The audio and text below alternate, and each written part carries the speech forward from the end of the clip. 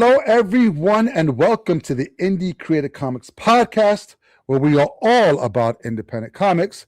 I'm one of your hosts, Angel, with John Pepe. How's it going, Angel? We got it. Dude, what a clusterfuck that was this morning, wasn't it? So, I'm already throwing the F-bombs. We haven't even started. It's like 30 seconds in.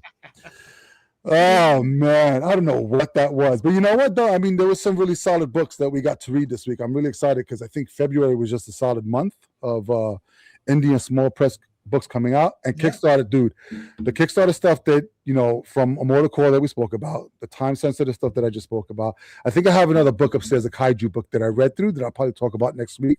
I've just been really impressed with like all this stuff that's just out there. That's just it's available, and it's just sad that we just can't get enough people just on it. So I mean, that's what we're here. We do our part, right? Yeah. So far, 2026 has been a pretty good year for new indie number ones that we've talked about, and some that we haven't talked about.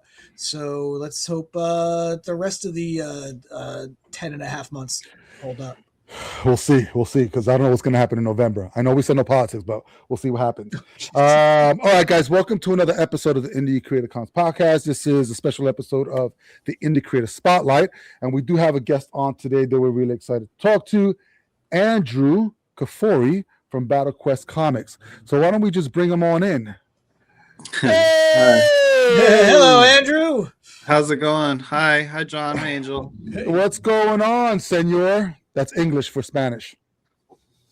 Yeah. Well, I'm just in Portland. It's got Portland, Oregon. It's cloudy, so shocker. I've heard that about Portland. Yeah. You know what? We were talking before the podcast, before you actually came on, about Portland. I've never been. I know it's over on the west of us because we're over in Jersey.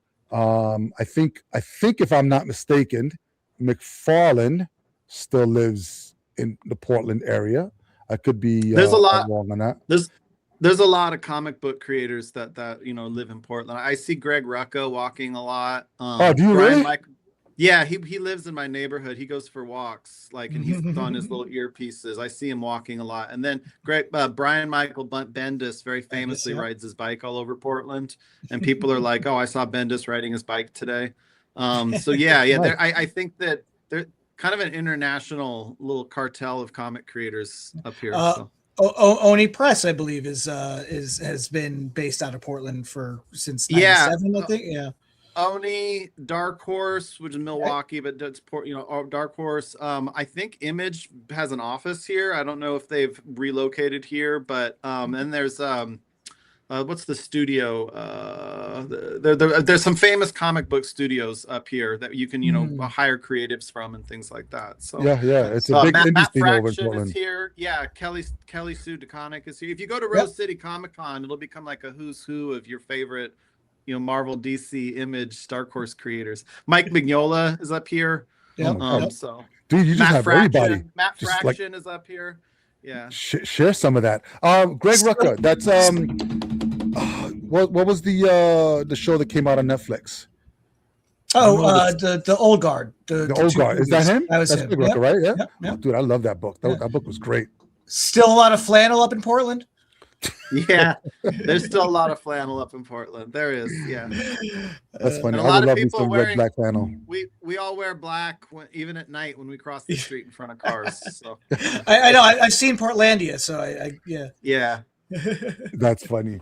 All right, well, listen, Andrew, it's really great to have you on. So we like to start with getting to know a little bit about our guests. So we're going to talk comics, and then we'll just go down whatever rabbit hole you kind of want to go down of. But sort of give us like your backstory, your secret origin of how you got into comics. Sort of, when did you start reading comics, and what's your flavor of comics? Yeah, so I think for me, I started reading comics because they would be on like the shelf in my favorite, department store or whatever, like a Safeway or a 7-Eleven or a gas station. They had the racks, and so I would see them as a kid, and I loved the covers, like the X-Men covers, the Marvel cover, Avengers covers, Batman covers, Ninja Turtles covers. And so I always just liked collecting comics when I'd go shopping. And I really just, was pulled into the stories and things like that. And so I think around like 2011, I really wanted to work in stories, so I just started making my own comic. And then in 2014, I started going to Comic Cons, and the first Comic Con I went to, we were right across from Adam West. Like Adam West Nice. and Burt Ward, they were literally like right across the hall, like not even the hall. I'm talking the freaking like the like they were room right Right, across from us. right. So yeah, and that was before Comic Cons got more strict about celebrities being back behind the Huh. curtain and things like that. So it just felt like we were going in a good direction with that. So I did Comic Cons for about 7 years, just taking my Okay. indie comics, that I'd make, just selling them and getting to meet people and things like that. And then in 2020, I was like, well, let's make a home for fantasy adventure, fantasy, comic books, and let's try to get comic books into stores. Let's try to do the monthly, the monthly game, right? So then that was Mhm. Battle Quest. So Battle Quest, so the indie books we were creating then got put into Battle Quest, and we made some new comics to go into Battle Quest, and we've just been basically building Battle Quest up for, I think it's year 6, but we've only been in the Okay. direct market for about 4 years. And then part of that 4 years was the Diamond collapse, where Diamond decided they just weren't selling comic books anymore, or if they were, they weren't going to pay the creators who were going through it. So, but we now, Dude, yeah, sorry. no, go ahead. Well, we have a new home now. Battle Quest will be in the massive indie section of the Lunar catalog. Mhm. And then you can buy our trade paperbacks through Massive Indies and Lunar, and then also through IPG, the independent publishing group. They're getting into the graphic novel and comic book and gaming scene. And so Battle Quest is one of about a dozen publishers that they're carrying. So Oh yeah, Very yeah. cool. We've spoken about Massive a couple times because one of the things we spoke about Diamond so much in regards to their collapse and stuff like that, and it was bound to happen just because they weren't considered a monopoly because you do have other book publishers, even though they weren't solely comics or had any comics at all. They mhm. were still considered publishers or distributors, actually, I should say. And it's one of the reasons why Diamond was able to kind of escape that monopoly title, but they were a monopoly on the comic industry. And so whatever they did, whatever rules they played by, are the rules that all the retailers had to play by. Mhm. And it was just bound to happen. It sucked because I think, back in the 80s when you had multiple distributors, you had sort of like this healthy competition. But from a retailer's point of view, I could understand the frustration of buying from multiple distributors. And some were more reliable than others. Then all of a sudden, you get what's this, Giuseppe, right? Takes over. Uh, the Jeppy family. Yeah, Yeah. takes over everything, and so it just for a retailer it just makes everything a lot easier because it's just under one house. But then again, you have to play by their rules. And then all of a sudden, what does it take? It takes the big two, right, to shake things up. You got DC bouncing ship first, and then Marvel bouncing ship after that, and then that just began the collapse of everything. The one thing that I will say that was really good about Diamond is that they did take in a lot of independent publishers. So I mean, they were the only game out there, but they would actually support in that respects. They weren't, every company has their thing that they need to work on and stuff like that, but it was one of the things. But then once the split happened and you got Lunar and then you got PRH of the major two, then it became a little bit more difficult for a lot of the publishers that were, in Diamond just fell through the cracks. So Yeah. it's really hard to get in. And we spoke about Massive kind of stepping up and then sub-distributing under them through Lunar. The only problem with that is that the slice of the pie gets a little bit smaller, Yeah. just because of the way things are. But at least you're on the catalog and there's potential to be in all the retail shops, which I think is fantastic. And now with Universal, who took over Yeah. whatever Diamond had, they have some presence in the U.S. as well. I think they have a place up, I want to say up north, a distribution center. So there's a third. So most people don't know that it is Lunar now, it is PRH, and it is also Universal. We're in the queue. We're in the queue with Universal, so we're waiting. It's Okay. it's just it's Are just a you? matter of time, and we'll go. Yeah, because Battle Quest I think has a good crossover between comic book and gaming Okay. shops. So it's just a matter of time before, you know, Universal and BattleQuest are working together. We're in the queue. Cool. They have to work out their distribution with you know who they're working with right now and get it all figured out, and then Yes. they'll be able to take in more people. Yeah. Yeah, yeah, yeah. And they'll be third party to DC and to Marvel and all those, but hopefully they'll pick up some of the independent and the small press publishers Yeah. as well, which would Yeah, be really because cool. there's kind of, you know, it's so interesting. You were saying how Diamond was good at letting in independent companies. And I think there's kind of two games happening at once. Obviously more than two, but there's kind of two main games that are happening with comic book distribution. And one of them is, you know, what's the latest from Marvel, DC, Dark Horse, and Image and IDW, right? That what are the big five doing? But then the next one is who is creating the next Bone, right? Like where does the next Bone come from? And that these two, you know, parts of the industry are both equally very important. Right now, to get to the next Bone, you're going to have to grind and burn through a lot of projects that just don't quite work. And that's, or they just don't reach people or whatever. And that's why Diamond opening the doors for the independent sector was so important.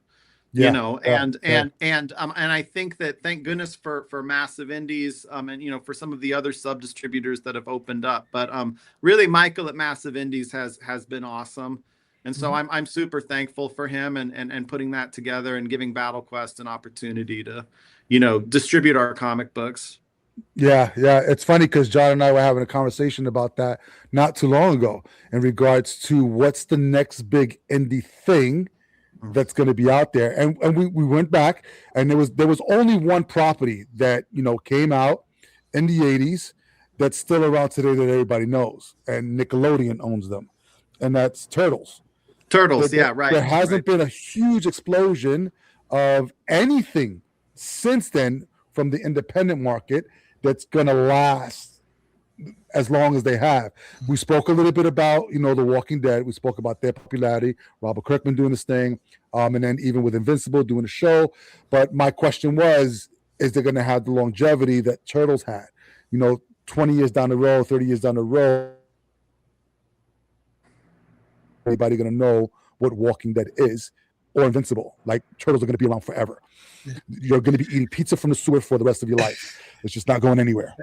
You know, it's interesting because concepts like Ninja Turtles are so malleable, right? The Ninja part of Ninja Turtles' appeal is that over the years they have marketed it towards adults, they had marketed it towards kids, they've marketed it to people who liked it as kids who are now adults. I mean, and along the way, just it is a malleable concept that can play on all those different levels. Batman is very similar. I mean, like Batman exists today because they cater to a younger audience in the 60s, right? And continue to do so, but, you know, still have that sort of, you know, cater to another older audience as well. So it is very interesting because I feel like you brought up Invincible, you know, as one of these that right now is huge. Right now is just that it's insane, right? But Invincible, I think, as a concept, isn't as malleable as Ninja Turtles. So I don't know if it's going to necessarily have that longevity, and that's that weird magic that Eastman and Laird captured on a napkin. Just this one concept that just could be anything. But you know, Turtles has a really cool rogues gallery. Like Turtles has cool bad guys. Do you know what I mean? And I think like some of my favorite comics with the X-Men, Spider-Man, Batman, they all have cool rogues galleries. And the Turtles have a bunch of cool, they have cool allies too, like Casey Jones but you know, the guy who becomes a fly, Baxter Stockman. I don't think if he doesn't become a fly in the comics, but like it is cool how Turtles has like the different, like it's to adults, it's to kids. But they've got cool villains that they fight. I think with Kirkman is like he's just like he is the ultimate example in, you know, can you make comic books that can be games, that can be movies, that can be TV shows, right? Like Kirkman, he's just unstoppable in that field. Like if you look at his pipeline in all of those markets, he just dominates it. Right. You know, and there's something about like with Invincible, I watched the first season of it, and what you're like, it would be difficult for Invincible to replicate what Turtles did, but Invincible can still have huge sales in all of those different, formats, right? Mm-hmm. The comic book has got terrific page layouts, like the panels and things like that, just the way it's Yes. put together. Yes. Like, Yeah. Ryan you Otley don't is even, great. yeah, you don't even have to read the story. You could just flip through it. You're like, oh, I got everything, Mhm. I like when I look at like who would you want to, aspire towards as far as like building independent stuff that gets out into all those formats. I had to look no further than what Kirkman does, because it's Yeah. just it's terrific storytelling, like Yeah. 101. And I go say ahead, John. he's a great creator and businessman. He knows what people want, even though they don't know they want it yet. He's able to find these niches. He doesn't, I mean, yes, he plays with the bigger IPs right now with the Energon universe, but he's doing it in a way that really does make it fresh enough and unique. It still has those nostalgia member berries. It's amazing, how he is just tapped into the zeitgeist without being derivative. Yeah. And the other thing Totally. that I No, really yeah. appreciate about him, though, is the medium. He loves the medium first and foremost. So when he's writing a comic. He's not writing a script or a treatment for a show down the road. I truly believe that. And John and I have spoken about this of late, especially when it comes to the amount of content that's out there. Sometimes we're reading a comic book and it sounds like a treatment for a movie or for a show on Netflix and stuff like that. And that's not what this medium is meant for. If it goes down that route and it's picked up, I mean, look at Why the Last Man. Fucking fantastic, series. And then gets picked up later on for something. But it wasn't written for the screen. It was written for the medium itself. And it just happened to be able to transfer over to that. And I think that's what Robert Kirkman does really, really well. And I think that's why people gravitate towards his comics, because they're stories that people actually want to read. And now that he's playing with the Transformers and G.I. Joe IP, but has his own IP attached to it, which is the Void Rivals, and creating this universe with all three, I think it's ingenious. I think it's one of these things where he's creating a universe in Image that we've not seen before. We had the early 90s when they had like sort of like the Deathmate. I don't even think it finished, but they were trying to bring everything together, crossing over all the creators, and it just never came to fruition. And now you have Kirkman, who's been brought in as a partner, and he's doing it in a really savvy way, and bringing in people that are really good at what they do. I mean, we've been talking about Daniel Warren Johnson for I don't know how long. Like I have a man crush, and I've never met him or seen him, but he's just one of these creators who can do it all. I mean, he can write and he can draw. And just really, really solid all the way around. And then he brings Joshua Williams in and stuff like that. Now we got Dan Mora on Transformers and stuff like that. Dude, he's doing everything right. I think Jorge Corona draws some of those Transformer books too. Yes, he was. Yeah, so DWJ wrote and illustrated, I think, the first arc or two. Yep. And then Jorge came in, and now it's been handed over with issue 25, the 2-year mark. Kirkman is now writing it with Dan Mora. I mean, again, Dan Mora, great current talent, does so much. It's amazing. Like, I don't know if there's a studio behind him, but he's so prolific. It's insane. One of my favorites. Drew, I kind of want to ask you something about the formation of this company, though. Because one thing we've seen a lot in these creator interviews is a lot of things were born out of COVID, right? A lot of people in those few months took a chance to reassess, reevaluate, decide to become creative, decide to launch publishing ventures, things like that. So I know you were doing your own indie comics pre-COVID, pre-2020, but you said you did start Battle Quest in 2020. Was it something that was conceived at the top of 2020 and then COVID got in the way? Was it something that you were thinking about because you had that time now to think about it, or was it a postscript and after the fact thing? No, it was like July. We had a couple of books, and I was publishing under AK Comics, which was just didn't have any. It was just AK Comics. It was just there to be there. And so the idea was that, well, let's really build a home for fantasy adventure. And I was literally on my computer. It was July, and I just was like, well, we could do battle books. And Battle Books was cool, but we published comics. Then I was like, well, we could do Battle Quest. And Battle Quest was really cool. Then I was like, we could do Battle Quest comics. And it's got a nice ring to it, right? And so then I went on GoDaddy, and battlequestcomics.com was 99 cents. So I was like, okay, let's get there we go, Battle Quest. And then we I had the logo designed because I work with Lee Moyer in Portland, who's he does a lot of Wizard of the Coast, excuse me. He does a lot of tabletop RPG games. So he designed the Battle Quest logo, and then we went to a trademark attorney, and we found out that Hasbro, Mattel, and Nintendo had all filed for the Battle Quest trademark and had withdrawn their applications between like 93 and 2002. So there was an opening for Battle Quest for games, for comics, for the moving image, for toys. So it was, well, we just went in and just, got Battle Quest, and then we've used it ever since. Very cool. Yeah, it was just there. It was just there. It was there. It was. All right, have fun. It's neat how a lot of these things have lined up for you, even in spite of certain obstacles. Again, at a point, starting a comic publishing venture when there was a point when they were just starting to publish comics again after 3 months, right? To navigate the collapse of Diamond and kind of navigate those waters and then find your footing, throughout that. So yeah, it's great. It's sort of that story arc of your venture that it would all line up for you right there. 99 cents for the domain name. That name had the big guys were like, we're going to do something with this. Didn't, and then you come in and scoop it up. That's fantastic. Didn't. No. Yeah. I want to stay with the business a little bit because I do want to go back to the creative end as well. But since we're on the business aspect of it, so right now for Battle Quest Comics, do you have other creators that are publishing through you as well, or is it primarily? Oh yeah. Yeah, no, totally.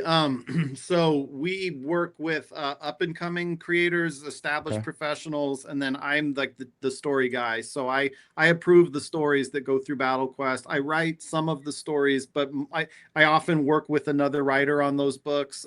So Nomad the Unconquerable is like a world that I built, and that's what got put into Battle Quest first.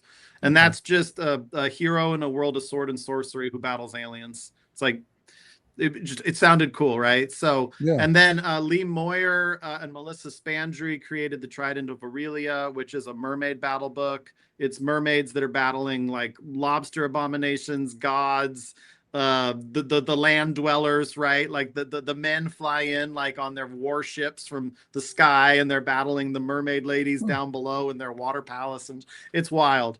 And then Justin Zimmerman, who is our production manager, he had created a world called the 27 Run, which is it's like a mech versus kaiju universe, very similar to Pacific Rim. And he had published that under a Wave Blue world, and I wanted to see he'd gotten the rights to it back. So I wanted to see, could we take a pre-existing IP and then transform it into a Battle Quest? So that's where the 27 Run became the 27 Run Crash. The 27 Run Clash, the 27 Run Chaos. They're these 3 volumes that are coming out through us. And then we acquired a license to do Summoner Wars, which is a tabletop game from Plaid Hat Games. It's a 20-year-old IP.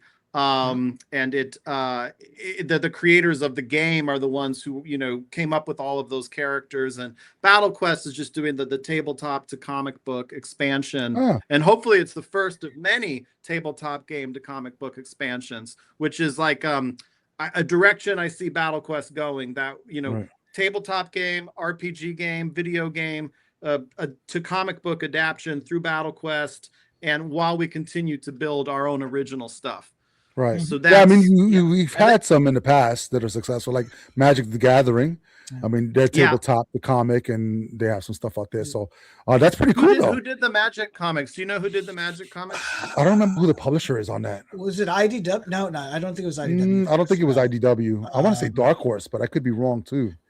But Yeah. it was they've been out and they keep coming out as well. Yeah. Off of that, but that's a cool concept. Yeah. So now, if somebody Well, wanted to come, so what do if you I look could just for? circle, Go ahead.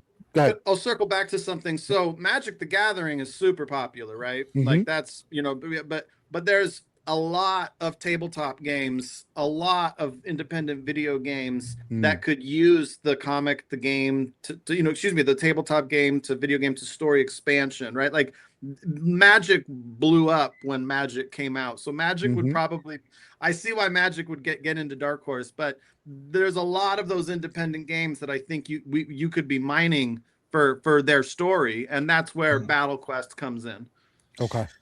Yeah. So, Summoner Wars is been around 20 years as a tabletop RPG.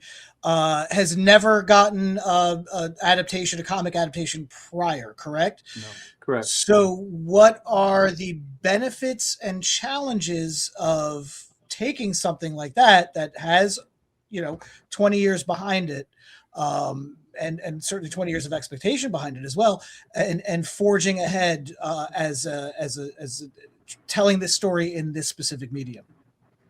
I think that it's a great bridge between, basically it's a bridge to workshop your story, right? Like let's say you're a gaming company and you want your game to be made into a movie. That's where you want it to go. You want everybody to watch the movie based on your game, and you want it to draw that. That's what you want.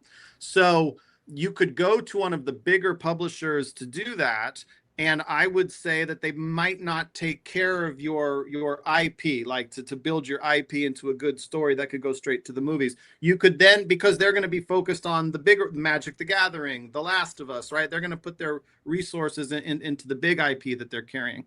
You could go straight to movie.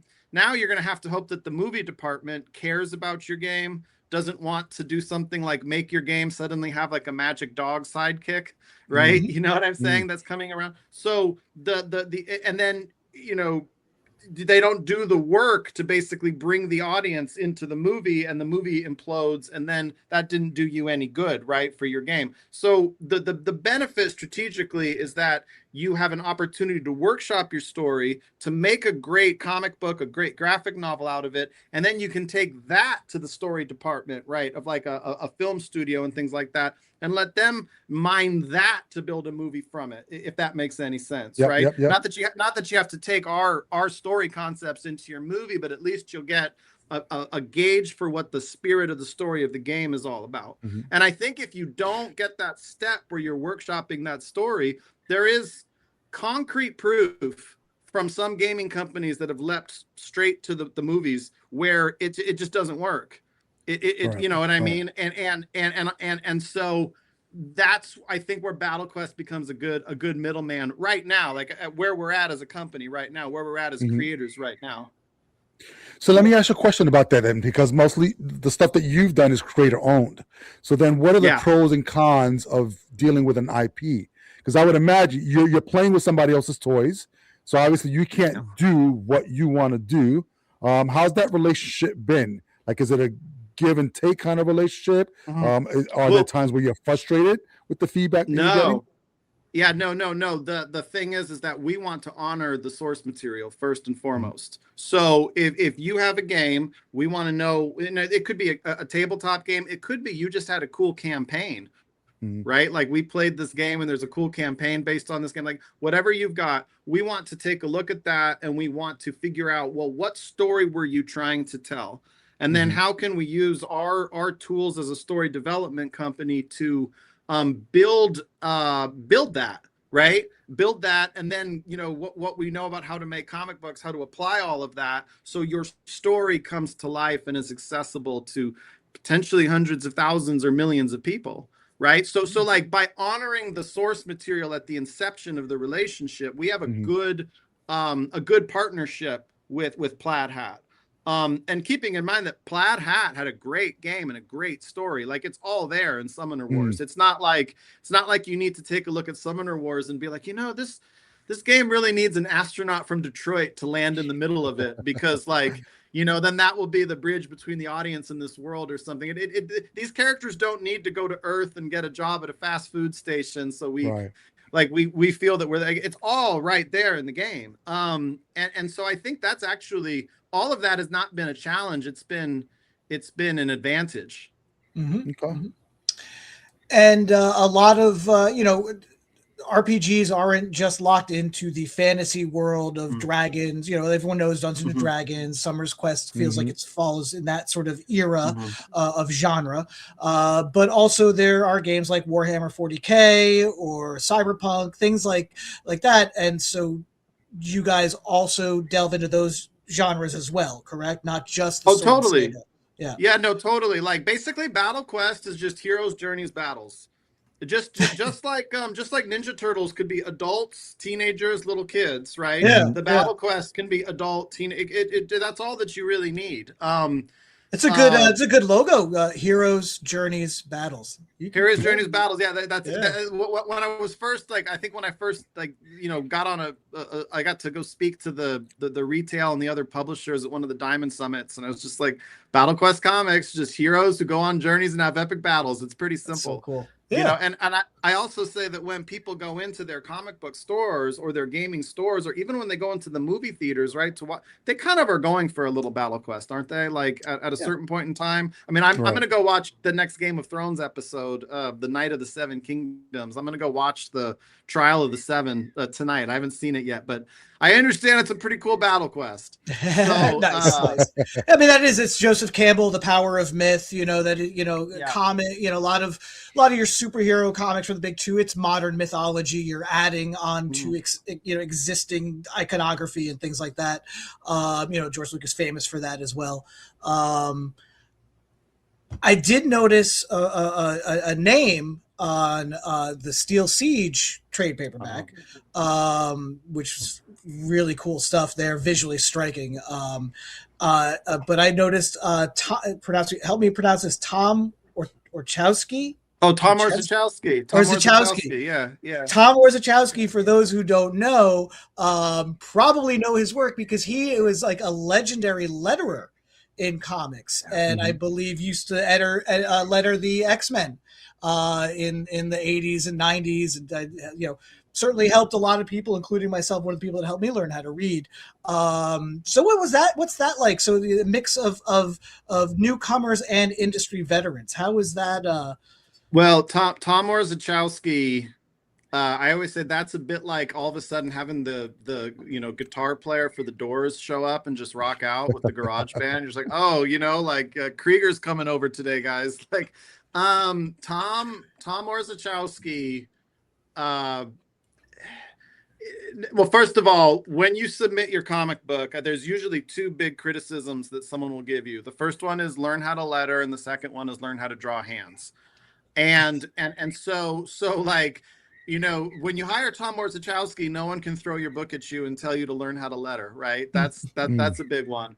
And then he can't fix with the learning how to draw hands one, but we learned that a lot of artists hide hands because and feet. A lot of them just put them behind bushes and leaves. Yeah. Yes. Yeah. And in defense of those, yes, we should all learn how to draw hands. Hands are very hard, but there are sometimes things that people will throw at you that's a meaningless note, even though all feedback is good. But there's some feedback that you get where it's like, that could have meant anything, so it doesn't mean, you know what I mean? And so you're wondering, like, does this person have a note quota that they have to right? Yeah. Do you have a note quota? Right. Yeah. And so Tom, one of the cool things about Tom is not only did he, a couple of things.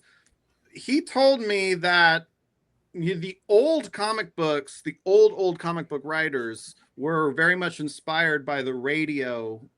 They would listen to the radio when they were younger, right? Like, we're talking, if you were lettering comics in the 60s or you grew up with the radio, so that the radio had long scripts, people talking a lot, obviously. And so the idea was that the old comic books had a lot of dense letter balloons. And from those dense letter balloons came a lot of story and backstory that you could pluck from and expand upon. And that Tom's theory was that one of the reasons Spider-Man, X-Men, a captain. One of the reasons why those old comic books were so successful is that the dense lettering on those pages would have one or two lines you could pull from, even though that story had that quote had nothing to do with that comic book. So like there could be a quote in a Batman comic that was like, call my cousin, Alfred, right? Tell them I'll be late or something. Well, that's a comic book. Who's Batman's cousin, right? Like, I just made that up. But like, you see what I'm trying to say? That Yes. I had no idea about that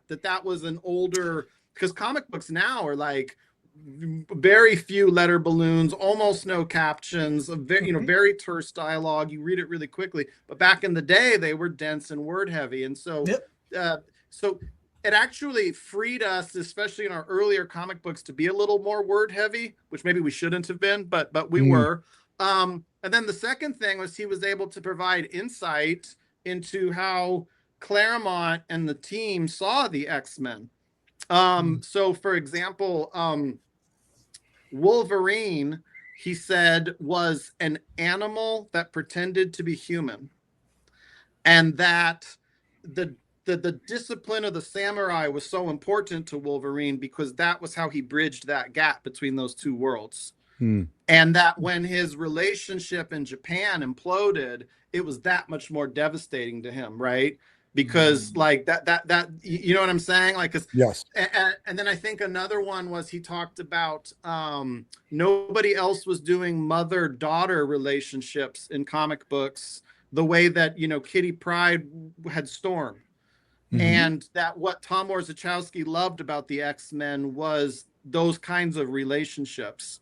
And it was just cool to just learn that kind of a backstory from someone like that, Yeah. It's funny because Tom's awesome. Yeah, it sounds like it. Yeah.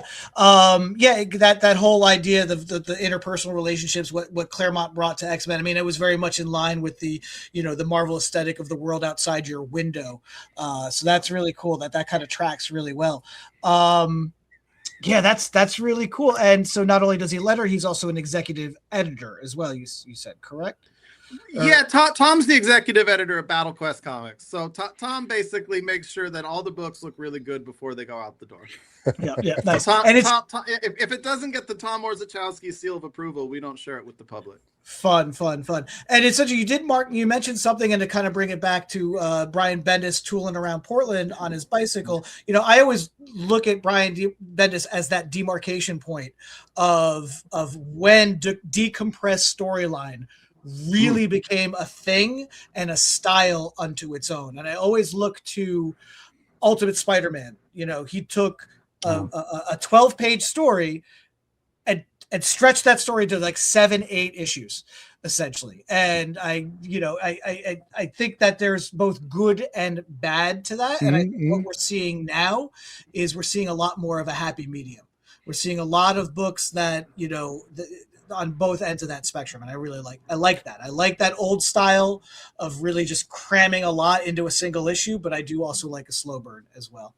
Depends on the story. And it all depends on I kind of from the independent section, which is what John and I primarily do. I mean, there's so many podcasts out there of pop culture and the big two, DC and Marvel, and we really try to focus on the small guy. And I think for the most part, when it comes to independence, we look at the first issues and we look at how they're being written in regards to not just how many pages there are, anywhere from 22 to 32 pages, but we look at the constant challenges that they have when you're trying to build a world that nobody knows at all, and the amount of exposition that's in there that has to offset what the actual medium is, which is visual storytelling with word balloons. And there's still people out, like when Scott Snyder, when he does his own independent stuff, holy shit, there's more word balloons than there are visuals on there. So he's still one of these old school writers that likes to give a lot because of the world building and because it's an issue one, or it's the beginning of something. So I get it. But then John and I have read really great stories that are, the beginning of something that have almost no word balloons at all, but just really solid storytelling through the imagery that it offers, and just leaving us dumbfounded, wanting even more. I mean, we were talking about this book today. Let me see if I have it here. There's like, so I constantly go on to Kickstarter and we support, whatever Kickstarters are that seem interesting. And for me, like my genre is superhero stuff. I love superhero stuff. I love when they take that trope and they just flip it on its head and come up with something new. But going through what John and I have been going through, the last, how long have we been doing this? 5 years now, the podcast. It's going like that. It's actually stretched my muscles in this, world of independent comics. Because John will be the first to tell you that if you give me a talking fucking dog, I swear to God, I'm gonna smack you in the head with it. Because I just can't. Anthropomorphic, none at all. But then, so this book, Time Sensitive. Oh, that's cool. Yeah. Did you read this book at all? No, I'd love to. No. It looks great. I love that cover. I love the logo. Oh, dude, right? That logo is really cool, right? Yes, but it's a Kickstarter campaign book, which is absolutely like we've been able to find these gems of there's so many independent creators out there that are just doing things that are solid. And like John said, it's a big spectrum of, the ones who are the minimalists when it comes to what lettering they're using and letting the art drive it to, just diarrhea of dialogue boxes everywhere. And I think it's preference. I don't think there's a right or wrong. I think as long as a story gets across, and it's a good story, and obviously everything's going to be subjective. And John and I are really careful with not shitting on anything because we know the amount of work that goes into doing these things. But it's crazy how the spectrum is just so wide. So when you have a submission that's coming into you, it's I love that you said it because I think when we get submissions for us as well, the first thing I look at is lettering. If the lettering is horrible, I'm not going to tell you your lettering is horrible, but it's going to be one of these things where, are you lettering the book? Have you worked with a professional letterer? What are other things that you look for when you're looking at submissions that are coming in? Yeah, so definitely is the illustrator up to tricks hiding things. That's one, not to be a knock on anybody, but comic book illustrating is so unbelievably hard and their hours are very long, but you have to have good perspective work, especially on your establishing panels. Like your storytelling has to be there in the story. And I think does the visual presentation complement the story? Are they telling the story? Are the visual storytellers telling the story? That's a big one. I do look for compelling characters that could go beyond just the comic book format. Like, yes, I make comic books, but I need a character that has got a story that could engage a mass audience. Do you know what I mean? That's very important to me. Yep. So if they are the unchanging stone or they're the anti-hero or they're a Punisher or something, well, are you really writing like a compelling anti-hero? So is he an anti-hero, he or she? Are they an anti-hero, but what do they do when people are in danger? How do they respond to that? Do they make sure that the innocent people get out, or do they let some innocent people get squashed while they go fight the bad guy? That's a big difference. Like, I want them to get the innocent people out and then go fight the bad guy. I don't like it when innocent people get squashed and then they go fight the bad guy. That's not really I just don't dig that as a story thing. You know what I'm saying? Like, why would I want to read a comic book where the hero lets the innocent people get squashed by the big bug? In fact, that one micro beat can really hold your entire project back. Do you know? Right. So, right. Or it's like, how do they respond to new information? Have you seen that movie, The Black Hole? I know we're talking indie comics. Have you seen The Black Hole, the Disney movie, the one where the one from 1970 something? Yeah. There's a scene. That movie's horrendous. No, it is. There's a scene in there that's got a good lesson about heroic storytelling, and that's when the captain, Robert Forrester, he wants to get off that ship. He wants to get to his capsule and get the heck out, right?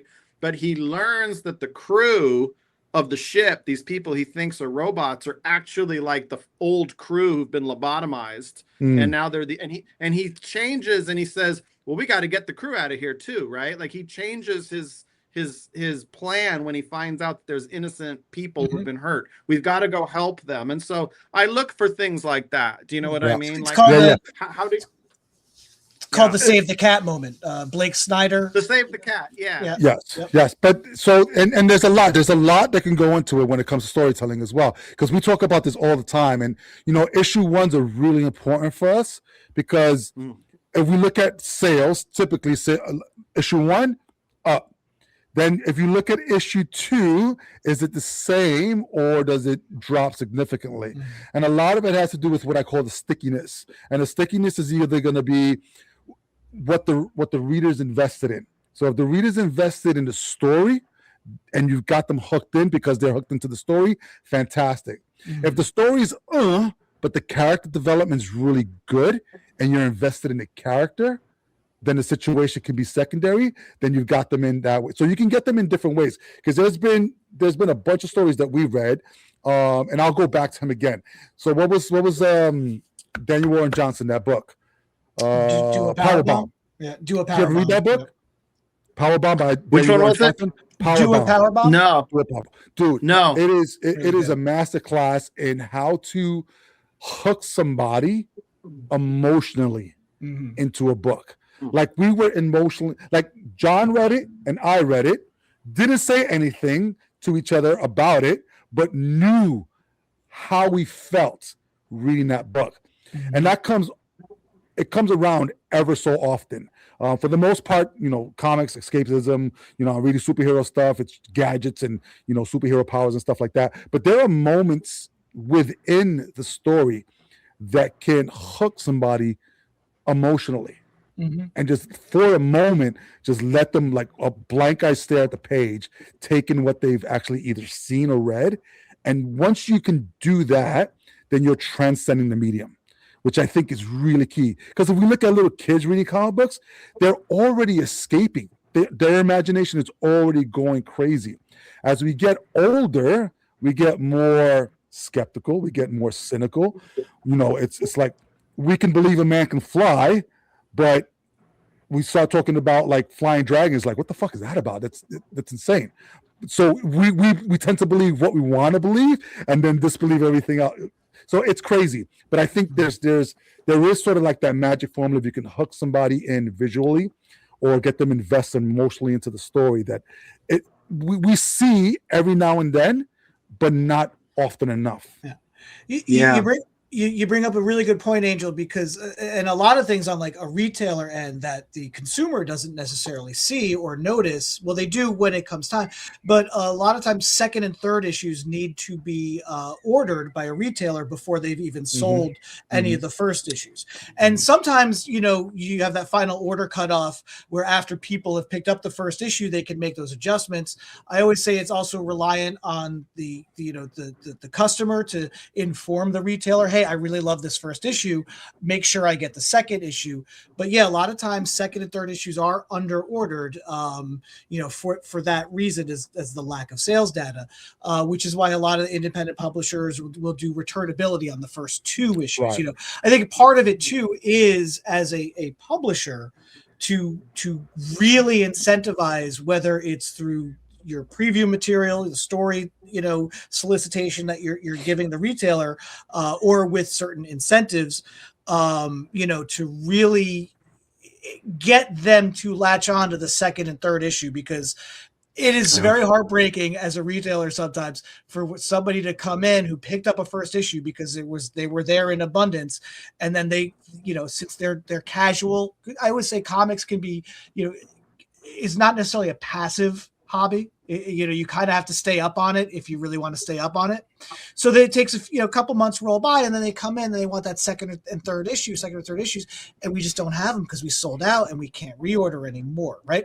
So as a publisher, what is your game plan for ensuring that everybody gets a piece of the pie, as far as anybody who latches onto a first issue will have accessibility for those second and third issues?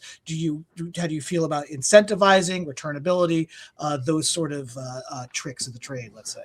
So we were doing an incentive cover for all 4 issues to make sure that our buyers, 4 issues, like if it was a 4-issue series, or if it was a 5-issue series, everyone would have an incentive cover, and the incentive cover would, ideally motivate more retail to pick us up, so our attrition wasn't quite as steep. The second thing we would try to do is we would try to make sure that our sales of number 1 and number 2 were so good that even if the attrition went down, there'd still be some copies for people left. Okay. I think that going forward with Massive and an IPG, we're going to have to really come up with some strategies, I think, to make some incentive cover campaigns that, just build our numbers up to the point that we're not going to have that attrition problem. Do you know, like that? I think that's the only, because we're kind of like a quality over quantity publisher. And now that we're not with Diamond anymore, we can focus less on being in that catalog monthly, and we can focus more on, and that was like the hardest part, was just having something every month to keep Diamond's interest. Right. Even though Diamond was really nice to Battle Quest, it is very, very hard to have something ready to go every month. And it required having several years worth of comics just, in a PDF, Dropbox folder somewhere ready to upload to the printer on time. But I also think more like exclusives that are more focused on the store itself. So like an incentive cover that's just for this particular store, like we make it for you, and this is a gift towards you. We are a very like retail friendly publisher. So we've had around, I think we were in 492 stores at one point in time, but like at any given moment we had around 220 to 300 buyers. And we had a lot of stores that just, supported Battle Quest. They would maybe not get that 4th issue from time to time, but it was very uncommon that we would have like an attrition drop that was super bad, unless our series were an issue 6 or something like that. If it was a 1 of 6 something, it was impossible to keep. And that sucked because issue 6 was the best issue, right? That's the final, that's the final battle. Comic books are so much right now about, although the sales of comics are actually doing really well. Comic books, whether it's Absolute Batman or these other things that have come in to stimulate the industry. But, issue number 1s and retail incentive covers are very much like the tip of the spear of what's, what's thriving in that industry, that sector. And so, I don't, we're just gonna have to keep coming up with things like that, like all the time. Go ahead. Well, it'd be like on a project by project basis. Yes, and it's funny that you mentioned that, because there was we were talking about Robert Kirk. We talk about him all the time, and when you have 6 issues, 12 issues of a story that you're trying to get through, especially in this market, if you're not one of the big 2. Really difficult. If you're unknown, it's even more difficult.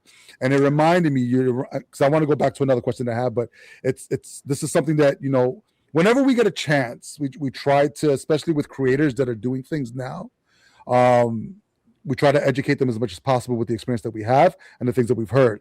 And one of the stories that we've heard with Robert Kirkman is him and what's his name?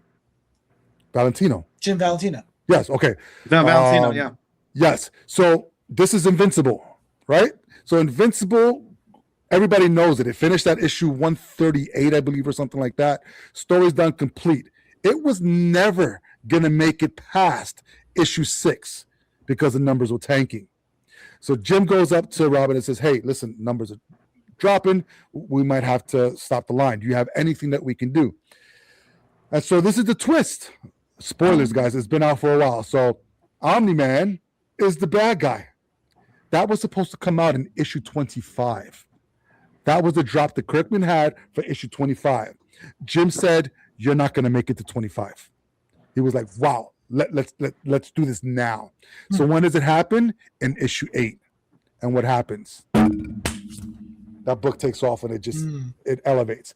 So one of the tips that I would have, because especially with creators that are, doing things and they really, hold everything tight to the vest, oftentimes they're just not open to changes and ideas because they know what they have in their head. You said something really great. 6 issues is not a lot, but it's 6 months of an investment on the reader end, especially with all the stuff that's coming out.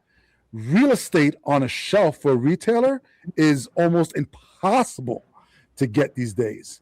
So if you have something that's really awesome that's going to happen in issue 6 and you see it starting to come down, why not put it in issue 4?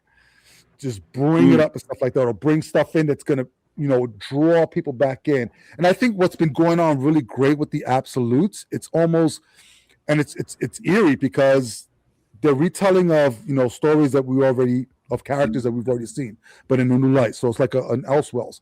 But if we look at what's going on, issue 17, I think is coming out this week, you almost have a villain of the week in each one of those issues. I mean, the first arc was pretty much Victor Freeze, and then getting into Bane and stuff like that. And then it was almost a villain in coming out in each issue. So there was something that was really appealing to this audience of having something new every single week. And I think creators who are telling these stories that want them to be 30 issues long need to understand that you may not have 30 issues because it's just not there, kind of thing. So I think, doing things in short spurts. I think who's doing it right now? Vault, right? Vault Comics. They do 4-issue minis. Dude, those things, they go. They have a formula that's really working for them. And I'm not saying that it's for everybody, but really thinking about, what it is that's challenging for independent creators and how to overcome some of those obstacles. And it could be in the way that you think about your creative process. Now, when you're, go ahead. Well, I was going to say that some of the most successful retail incentive campaigns are being done by people who have decades of experience in the business. So it is equally challenging to come up with a retail incentive campaign to prevent your attrition from going down. But then when you build in that you're a relatively new company, that adds another element to it because you just don't have those relationships with people.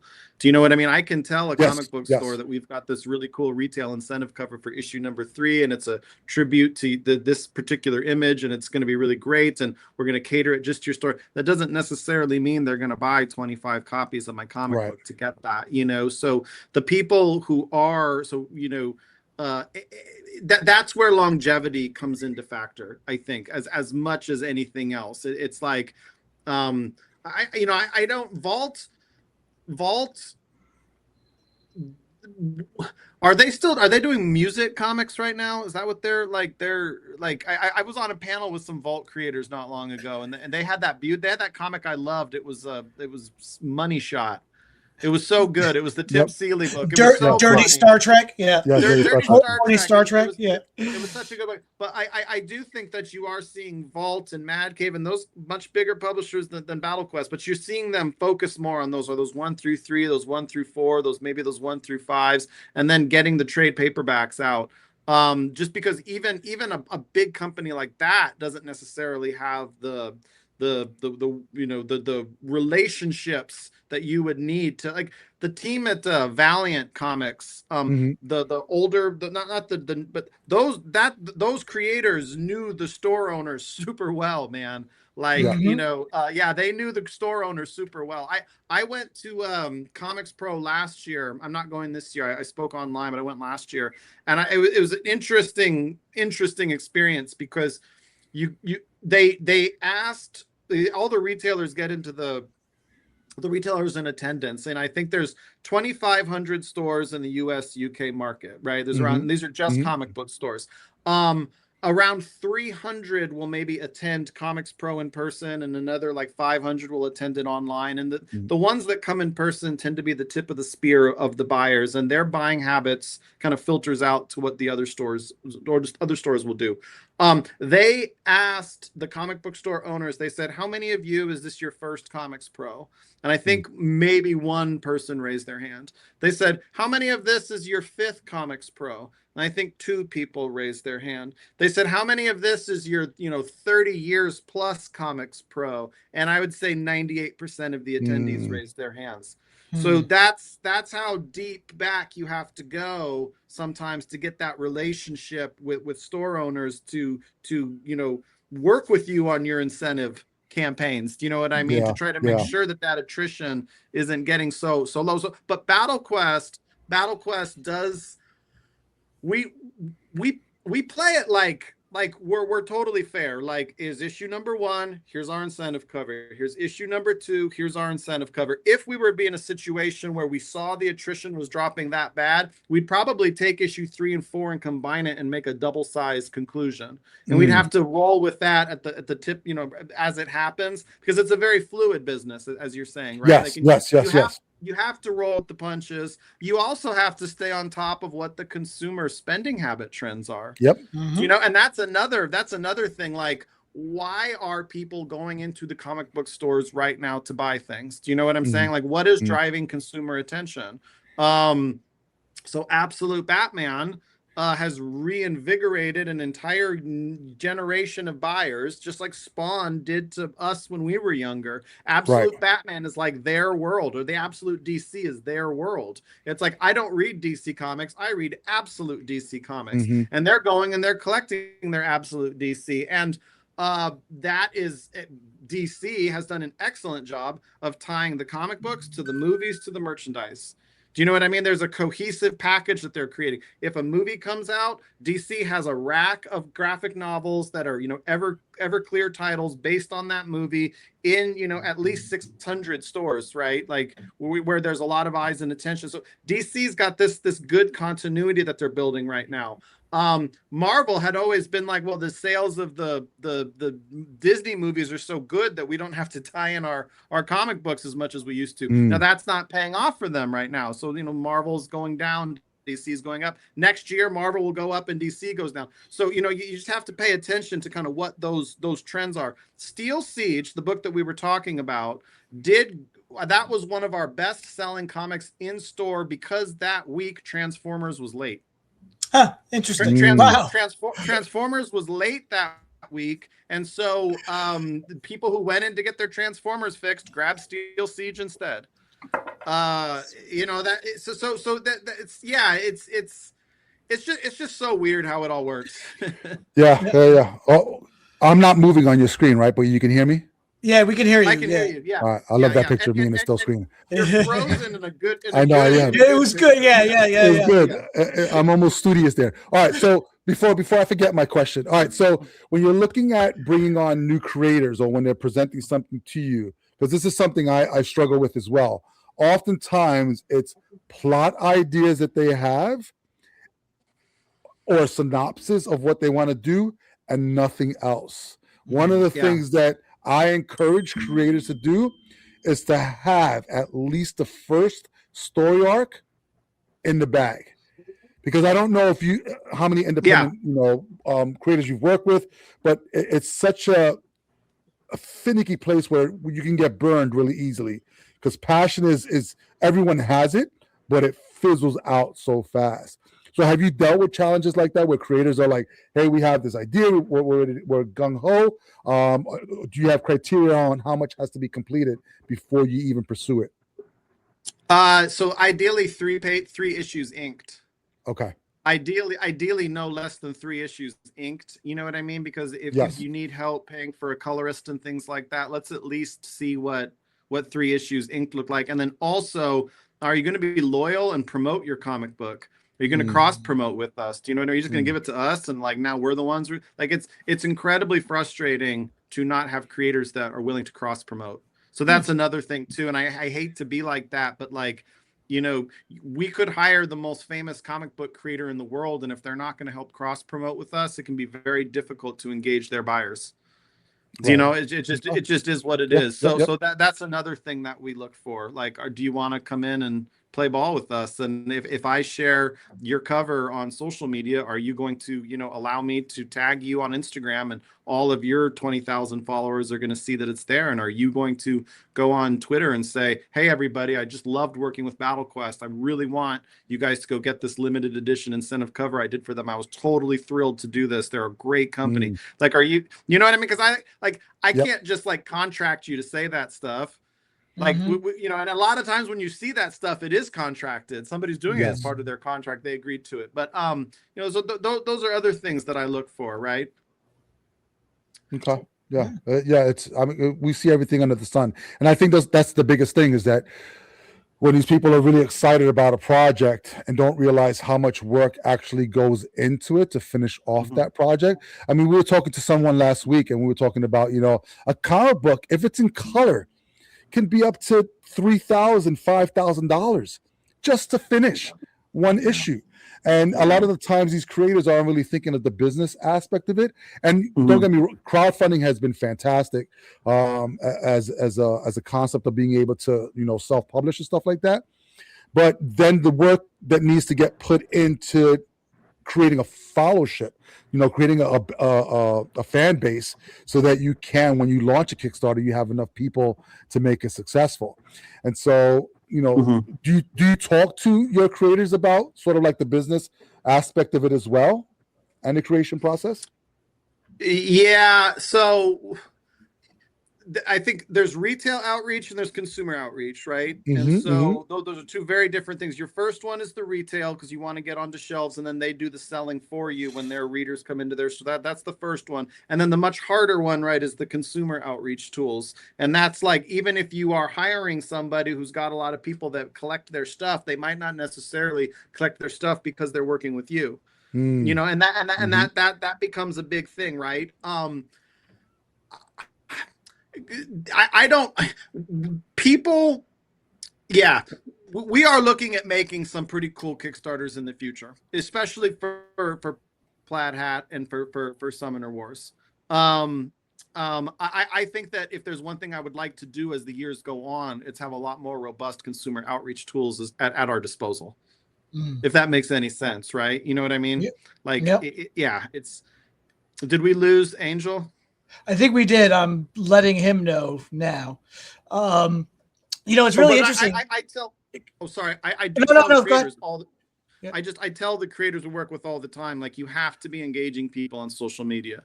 You have to be making compelling content in a timely manner. Right. And it's interesting that now you froze, and this time it did not. Yeah. Oh, you got me?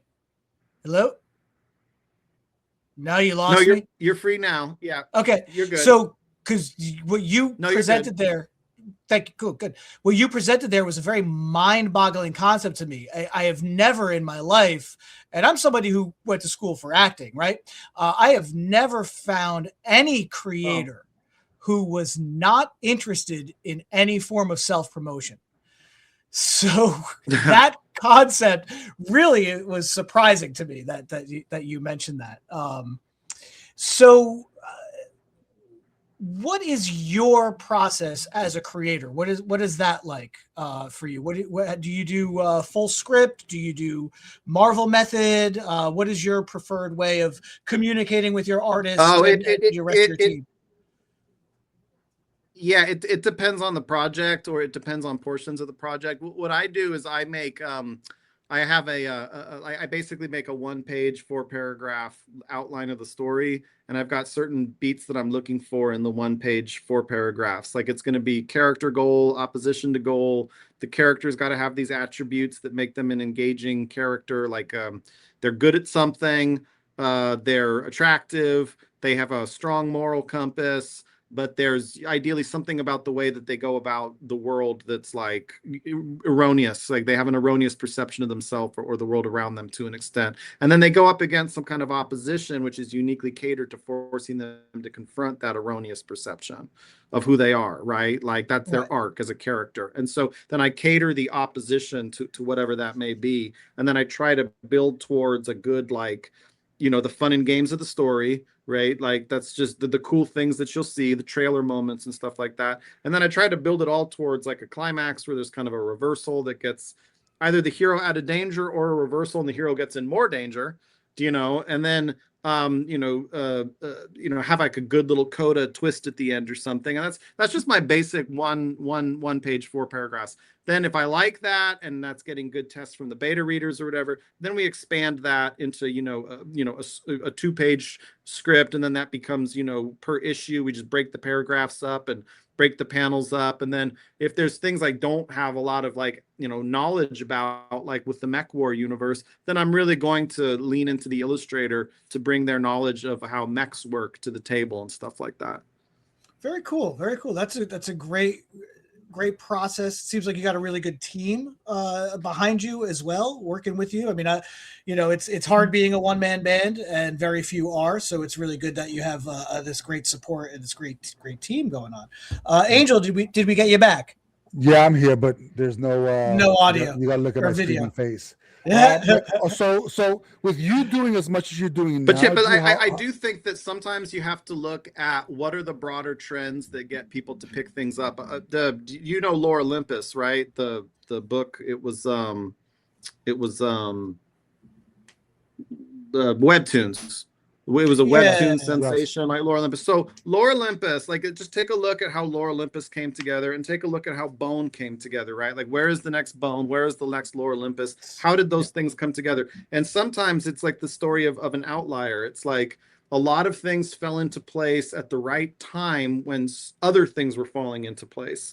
So with Lore Olympus, that creator went on, I think they did not use the other social media platforms. They focused more on Tumblr, kind of at a time when a lot of people were like choosing Tumblr over a Facebook, if you will. Do you know what I mean? Mhm. And so there was a certain crowd that was being drawn to the Tumblr platform, and they were great artists, a really, really beautiful artist. Like their work is really, really, really captivating. The colors, and then there was, the mythology and all of that. So they had a following for the work that they were doing that they built up on Tumblr. Then along comes Webtoons. And so Webtoons kind of comes around a little bit, maybe on or around around when Comixology is, so there's people who are interested in going on their phone and scrolling their phone and reading the comics on the scroll format and things like that. So this creator that has a big following on Tumblr takes it to Webtoons,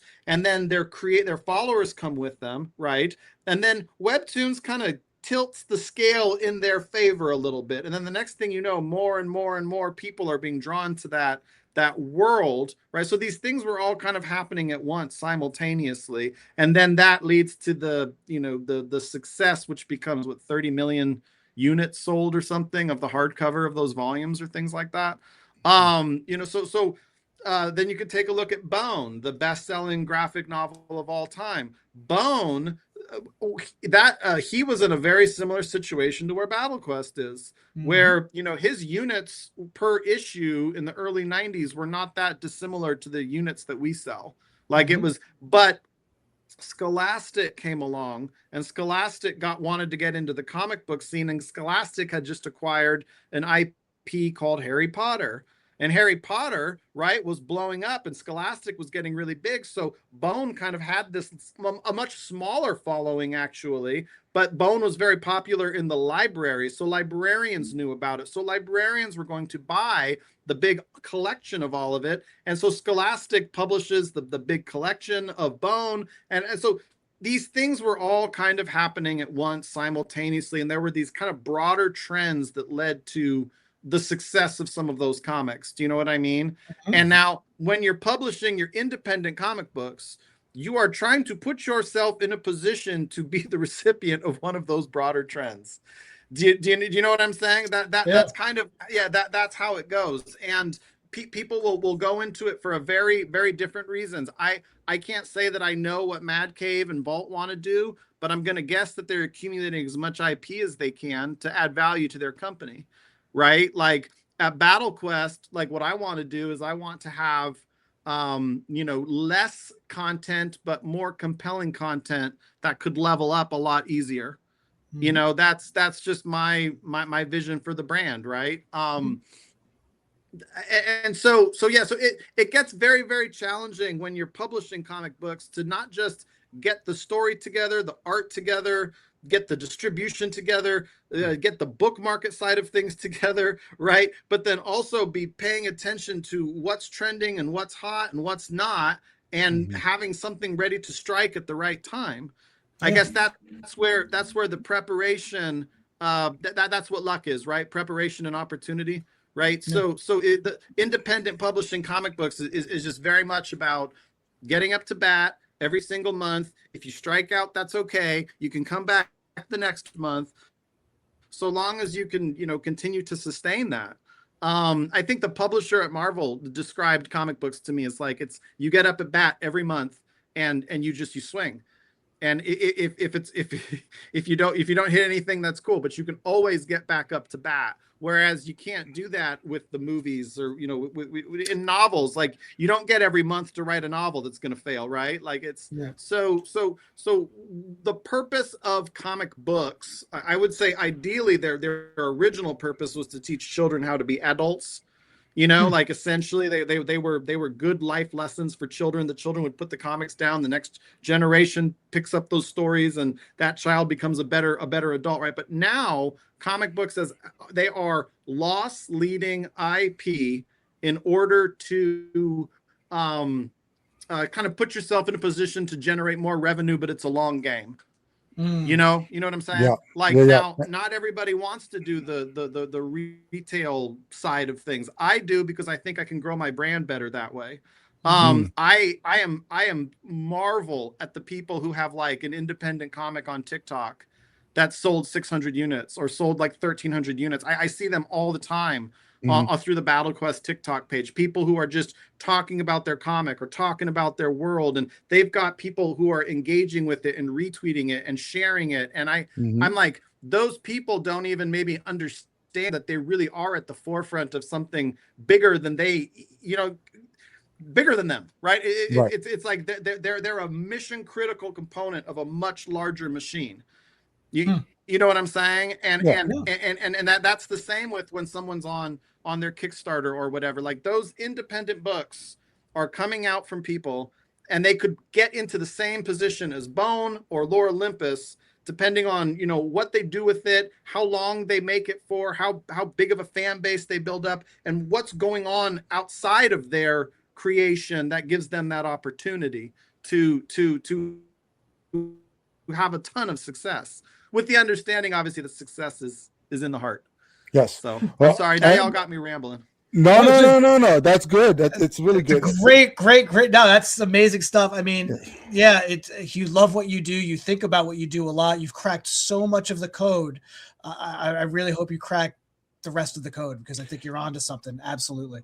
Yeah. And you're passionate. Oh, thank you. Yeah. Well, I know that with Summoner Wars, we're going to have collectible player cards that are part of the comic book series.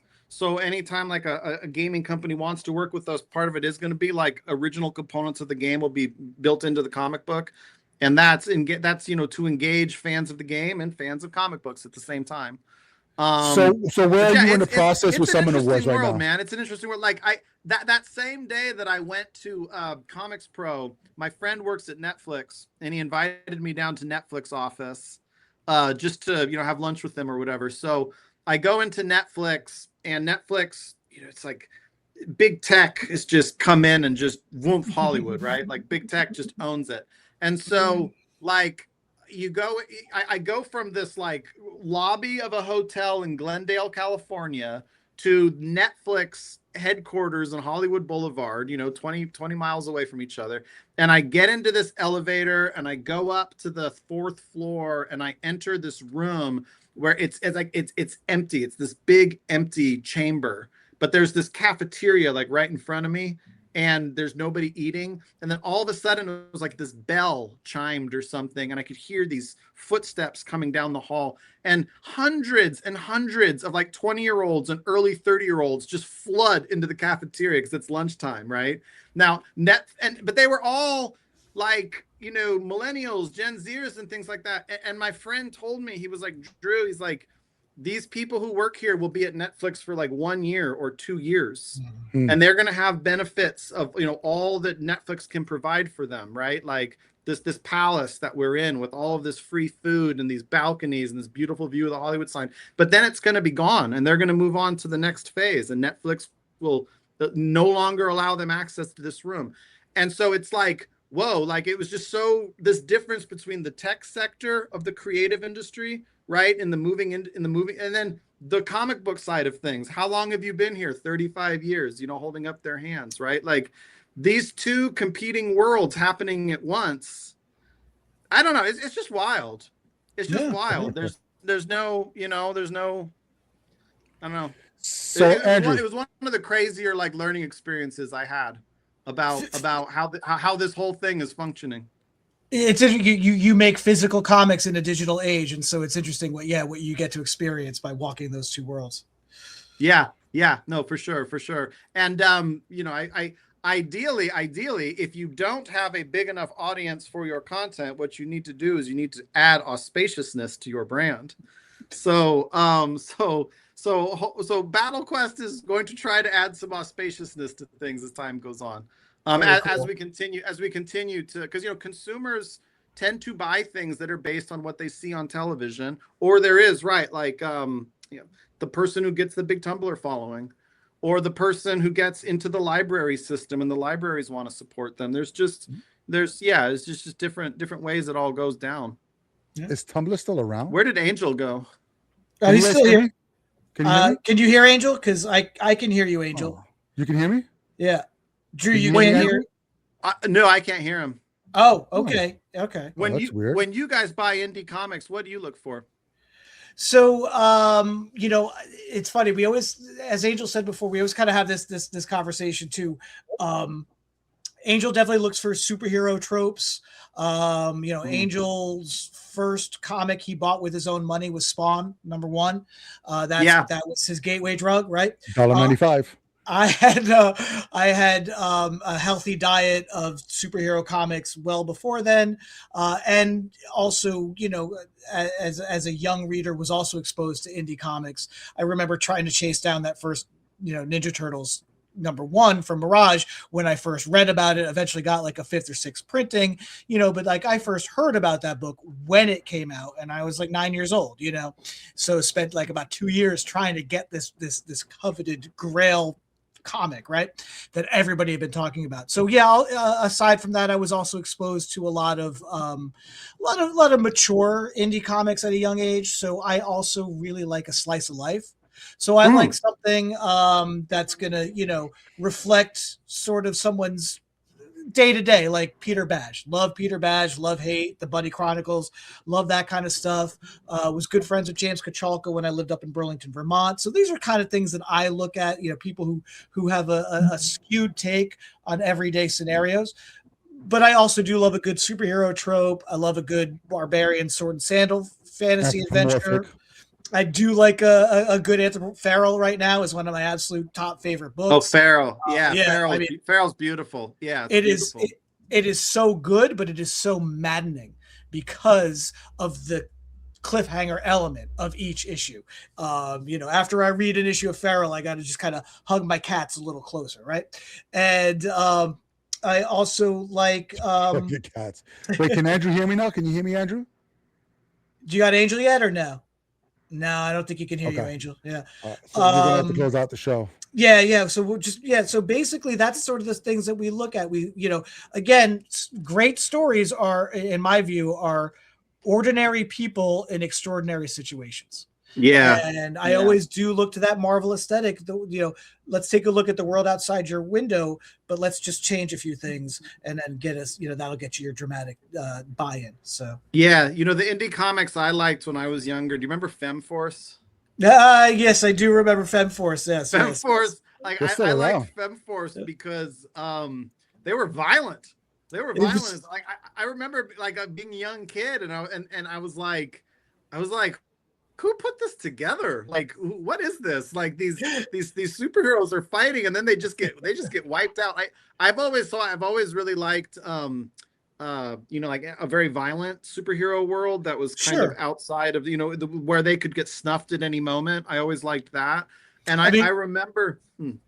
Sin City, Frank Miller's Sin City. I mean, that's sort of like a great example of that. Yeah. I think one independent book that I really loved when I was a kid was Magnus Robot Fighter from Valiant. Mm-hmm. I remember I was a little kid on the Oregon coast and I had issues like 1 through 6 and like that the whole story about like it was like there was like a robot that was leading a revolution, but the robot had been really mistreated by society essentially, and it was an evil robot. Like it wanted to just kill all the people, but it had a real reason to do that. And when it came down to the final battle, like Magnus could, because when he could like punch him with his open hand or something and smash robots. When it came down to the final battle of like Magnus fighting that robot, it's like it really pulled at your heartstrings, because I mean, even more so than anything that went down with Professor X and Magneto. Like it was like that, but it was on, because it was really like Magneto was always going to come back, right? Like they'll defeat Magneto, but he returns. But this was like, I'm going to wipe you out, robot, even though you've been mistreated. And even Magnus felt bad about it. You know what I mean? And he's the robot fighter. And I was able to meet Jim Shooter, who wrote that series. Yep. I met him in Baltimore, or I think a few years ago, but before he passed, and I was able to tell him like, yo, that book meant so much to me as a kid, because I was a big Marvel DC reader. I mean, I loved Batman, I loved X-Men, but those indie comics that could do things that the big comics couldn't do. Yeah. Like, and he smiled, like, like he didn't say anything. He there's like the kingpin of crime himself or something, Jim Shooter, just chilling there with his little entourage or whatever. But he like smiled when I told him that. Like you could just tell like it meant a lot to him to hear that. I mean, it is a testament to the man's work, not only what he did with Marvel when he was running the show there, but also what he did with Valiant. And, I always loved his philosophy of writing comics, of every comic should be written as if it's somebody's first comic ever, whether you're in the middle of a big storyline or you're just starting, but every comic should read as a complete story in and of itself.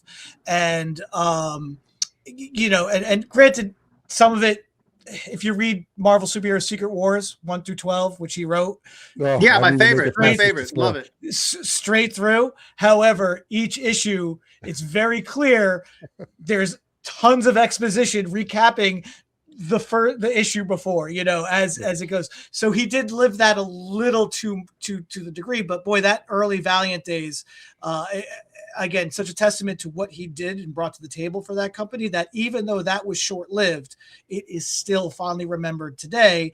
And while Valiant, as the perpetual phoenix rising from the ashes, has yet to achieve those same heights that they did when he created it. Angel, you're back. I'm back. Can you both hear me? I can hear you and I can see you. Andrew, you cannot. I can see you. Okay. That's so weird. Maybe I'll just do sign language. So move your mouths and I'll talk. But yeah, I guess, Andrew, I think since we kind of lost Angel here, we're going to probably wrap it up. Okay. So first of all, thank you so much for taking the time talking with us. We'd love to have you back as more projects come down the pike for Battle Quest. Please keep in touch. Again, you are one of those rare breeds of a business-minded individual who is also a creator. So I wish you all the success in the world. How can people reach out to you and give us a quick plug on something coming up? You can find us on our social media: Facebook, Instagram, TikTok, Blue Sky, and Threads at Battle Quest Comics.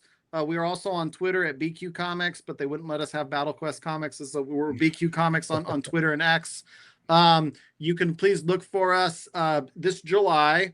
We're going to start through Massive Indies this July. Summoner Wars #1 will be available. There'll be 2 covers, and cover B is going to it's going to be in a poly bag, and it'll have a collectible player card that is exclusive to the game. And so look for us there, and then you can order any one of our trade paperbacks through IPG. Just go to IPG.com, look at the back stock, or find us on our website, BattleQuestComics.com. Go to any one of our product pages and just click buy now, and it will take you to a place where you can purchase Battle Quest trade paperbacks. And as we continue to evolve, please look for us in libraries, look for us in game stores, look for us in your local comic book shop. So, and before I go, I did just want to say to anyone out there who's creating independently, it is so important just to understand that the role you play in the bigger picture, that as much as the big two need to come up with the next absolute Batman, it's the independent sector that needs to come up with the next Bone and the next Lore Olympus. And so just keep going and keep creating. And there is no better than you or bigger than you or anything. There's only your own process and your own understanding of yourself. Do you know what I'm saying? And just to keep going, and don't let people make you feel small if you're not with one of the bigger companies, or you don't have a big movie out there made. Just keep trusting your process and knowing yourself, and keep going. And eventually others will fall and you'll still be standing. No. Very Awesome good. That advice. is amazing. Yeah, wonderful advice. Thank you so much. Ladies and gentlemen, we have been talking with Andrew Kafoury of Battle Quest Comics, Heroes, Journeys, Battles. If your local comic shop does not carry any of Battle Quest work, please definitely give them let them know that that's exactly what you want them to do, that you want them to carry Battle Quest comics. Andrew, again, thank you so much. Keep in touch with us, Angel and I, at www.indiecreatorcomics.com. Our social media is at Indie Creator Comics everywhere, including our YouTube channel, where you can see our indie comic reviews as well as our indie comic creator spotlights. Ladies and gentlemen, thank you so much for spending your time with us. Indie Creator Comics, indie made, creator owned.